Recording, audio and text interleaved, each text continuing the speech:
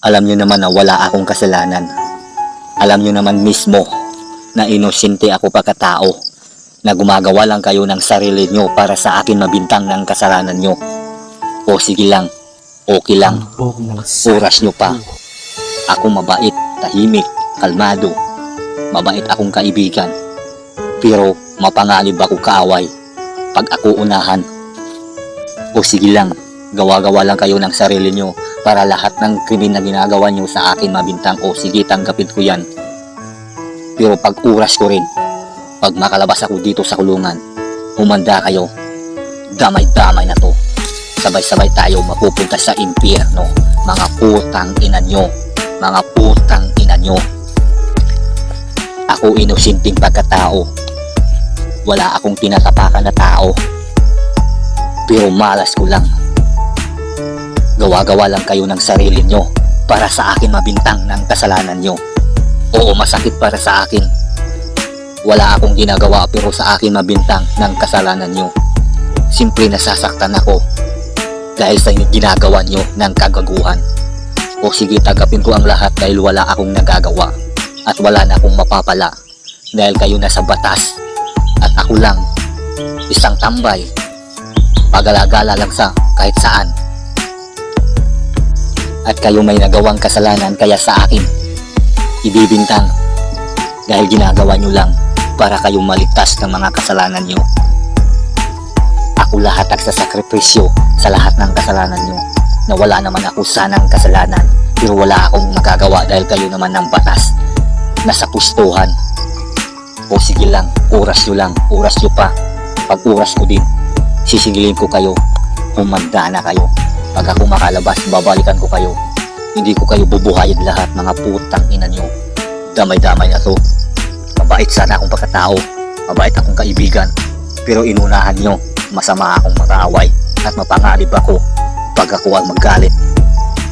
Kasi gumagawa kayo inunahan nyo ako, ginawa nyo ako ng suspect, tinuro nyo ako ng suspect na inusinti akong pagkatao para sa inyo ang mga kasalanan na mawala lang, para sa akin mabintang ang mga ginagawa nyong kagaguhan.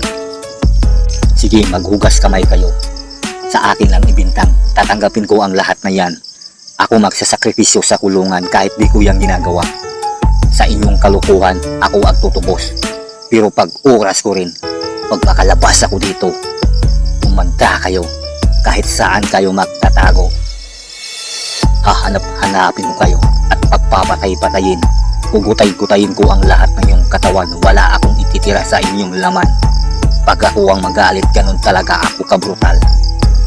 Alam niyo naman, pag tahimik ng tao, kalmado, pero mapangalib magalit. Mabait kaibigan, pero masama akong kaaway. Pag ako unahan, hindi ko kayo aatrasan. Kahit anong laban, wala akong inuurungan. Kahit anong klase ng digmaan, handa akong makipagsabayan ng mga putukan. Inunahan niyo ako ngayon. Ang kabaitan ko medyo nagbago dahil sa inyong kagaguhan. Binibintang niyo ang kasalanan niyo na ginagawa sa akin ibintang. Kaya ngayon nagbago na ang buhay ko. Ngayon nagsisimulang maniningil sa inyo. Humanda kayo mga putang ina niyo. Alam niyo naman na tahimik ako pagkatao. Tungkol sa iluman, ako tataw-tawa lang. Pero pag ako unahan, alam niyo na magagalit ako. Iba akong magalit. Kasi alam niyo, pag tahimik ng tao, mapanganib ang kaaway. Di alam niyo, tahimik ako tao, pero panganib ako makaaway. Tandaan niyo yan. Wala sana akong kasalanan, pero sa aking ibibintang. Dahil sa inyong kagaguhan para kayo maligtas. Kaya oras nyo lang, pero pag oras ko din, uubos-ubusin ko kayo. Humanda kayo mga putang ina nyo. Alam nyo, pag tahimik ng tao, masamang kaaway, masamang damo, mahirap patayin. Pero alam nyo, mabait naman ako. Pero laging tarantado lang ako ngayon dahil sa inyong ginagaguhan. Naging tarantado ako ngayon dahil sa inyong kagaguhan.